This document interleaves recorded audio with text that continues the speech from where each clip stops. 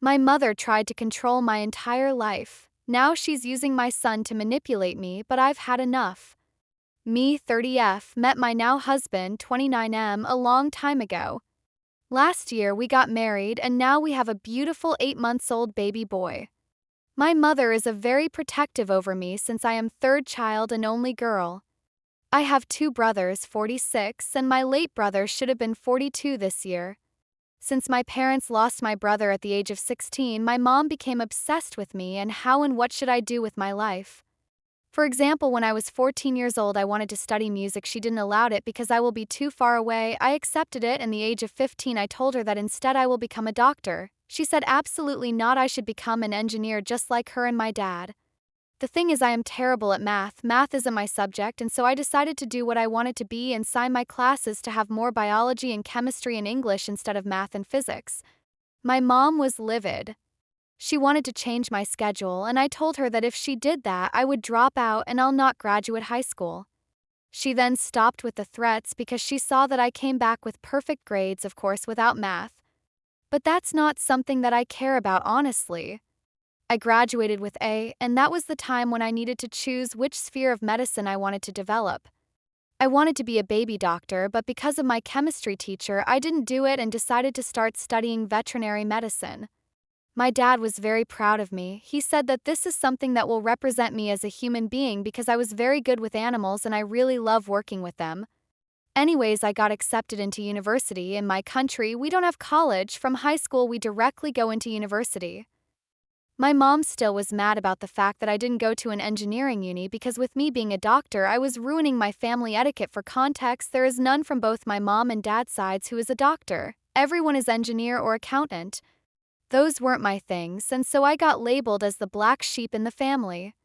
When I was doing my education, mind you, to get my degree, I needed to study 5.5 years. I was a very good student. I didn't have any absence, and I was there for any lectures. Every teacher in there loved me because they saw how ambitious I was, everyone except one. This particular teacher was making fun of me in front of my colleagues and other teachers because I am not that good looking, that I will not be able to save any animal's life and I will kill my patients. Meanwhile, he is a teacher in uni with little to no touch with animals if we exclude those who he was working with because he is an anatomy teacher, so you get the point. His subjects, there are two types of anatomy, were the only exams that I had left before I graduated. Will you guess what happened? I was forced to change universities because of him because I would never have graduated in there as long as he was teaching. That wasn't a problem for me because ever since I got engaged, I moved in with my husband and the other university was closer to where we live. Remember my mom? Yeah, back to her. So she was very happy for some reason that I wouldn't graduate veterinary medicine because like that, I would have come to my senses and become an engineer just like I was meant to be. Bull fucking shit if you ask me. Now I am zodiac Cancer, and when someone is telling me not to do something, I am doing it. I am doing the opposite of what I've been told. I told myself that because of my and my son's future, I would graduate veterinary medicine. My mom was again livid that I didn't choose to give up. God bless her and her heart. She told me that she'll be there to support me when I needed to study to take care of her grandson Blueheart. I was so thankful, and she is a very amazing person. My mom was angry that I was so far away from her for H-Drive, that she cannot see her only grandchild. Meanwhile, my brother have 3 kids, my nephew who is 22, my niece which will become 19 and my little niece which is 7 and a dog who is 2 months old. Now I wasn't able to pass my exam this Monday, 27th of January. It was a sad day for me, but my husband and his family were my ultimate support, saying that I will take it next time. It wasn't my fault because I needed to take care of my son while he had the worst fever, what my mom did. She called me saying how reckless I was, that I wasn't taking anything seriously, and I could even take proper care for my son.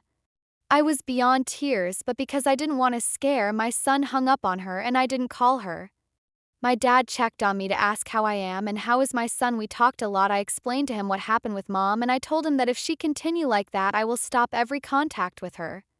Which is unfair to my dad because he won't be able to see his grandson. But both of them are 67 years old this year, they'll become 68, and I don't want to hurt my dad like that. Today, my mother called me and said, "Because you're keeping my grandson away from me, I will not pat your tuition anymore." But mind you, I suggest that I want to pay for my education, but she insisted because, quote, It's my job as a parent to support your education. I agree to this even though I didn't want to, but because my dad insisted I did it. I asked her if she's serious and she said yes. She said, "You have plenty of time on your hands to come and visit me, but instead you're staying over there and your parents-in-law are spending more quality time with my grandson. Let me clear something here. I don't mind to travel to my hometown, but in my country there is a law which is stated that when a child is below the age of 2, there must be a parent seated next to the child while we're in a car and at the back seat of the car, meaning I cannot drive by my own to my hometown while my son is alone at the back seat. I cannot put him in the front seat as well because that is also against the law." I explain that to her, but she always starts to scream at me and make me feel bad about myself. I told my dad multiple times that we can go there when my husband is available because he is also working and we cannot just decide and go. He told me that he'll talk with her and calm her down, but so far nothing has changed. So now I want to ask, would I be the asshole if I decide to cut connections with my mom knowing that I will hurt my dad as well? Tell me the truth, fellow potatoes. I will take any judgment. Related comments. Commenter: I don't think you would be the asshole. Your mom is being really toxic about the situation and seems like she's entitled. You're an adult, you have your own life, and is not right for her to control her. And in respect of your dad, is not like he can't see his grandson, like he can always go to visit, right? Just without your mom. Up reply: you're correct about my dad. He's always welcome to come, but I know that my mom will tag along and make my day worse. The main reason why my dad isn't coming is because my mom is so controlling and my dad is the type of person who doesn't want to create drama and he's avoiding it. Commenter: NTA. Han, take a moment to breathe. Now here are some things you need to hear and absorb. From one woman to another who had a mom rather like yours, your mom is a controlling, overbearing person who doesn't see you as an individual with their own personality and autonomy. To her, you are just an extension of her. Like you're one of her arms or legs or strands of hair. She doesn't see you as anything but a small child to be controlled. Anything you want or need for yourself that doesn't align with her particular views is automatically going to be wrong and must be squashed with extreme prejudice. Meaning, she's going to try to crush your will to make you do what she wants when she wants. She's not going to change. Because in order for her to change, she's going to need lots and lots of therapy. Now, here's the path you're most likely going to have to take to hammer home to her that you're not going to put up with her crap anymore. Straight up block her. Phone, social media, email, everywhere. Which means you're going to have to disengage from your dad too. Though I suggest leaving email and regular mail as an option for him. Long story short, after an epic fight with my mom over the phone, I granted her wish of I don't have a daughter anymore. Changed my number and cut contact cold turkey. 2 years of blissful peace and quiet.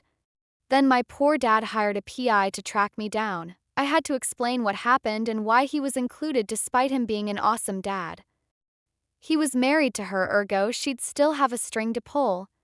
That was 25 years ago and communication technology wasn't what it is today. Be prepared to cut contact and block any flying monkeys she might use. Therapy for yourself.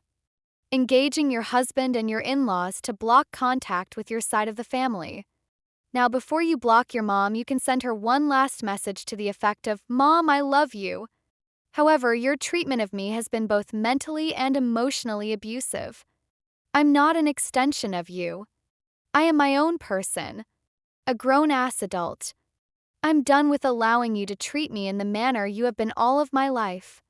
Since we can't have a conversation about it without you devolving into screaming and berating me, again abusive behavior, then we have nothing else to talk about. I will no longer allow you to have access to either myself or my son. This is a direct consequence of your behavior and it is a you problem to address. I suggest therapy. If you can't resolve this behavior of yours and cannot understand that I am not an extension of you but my own person, you will have to live with the fact that we will not be in each other's lives. Again, I love you but I am done. Goodbye. You'll have to send a message to your dad about why, but let him know he can reach you via email or snail mail. But that if he lets your mom use it to try to reach you, you will block him too. Then follow through. You need to keep the block on for a minimum of a full year. Han, I've been there, done that. Luckily, my mom went to therapy, and that 2 years gave me the time to learn how to have a backbone and never put up with her shit ever again.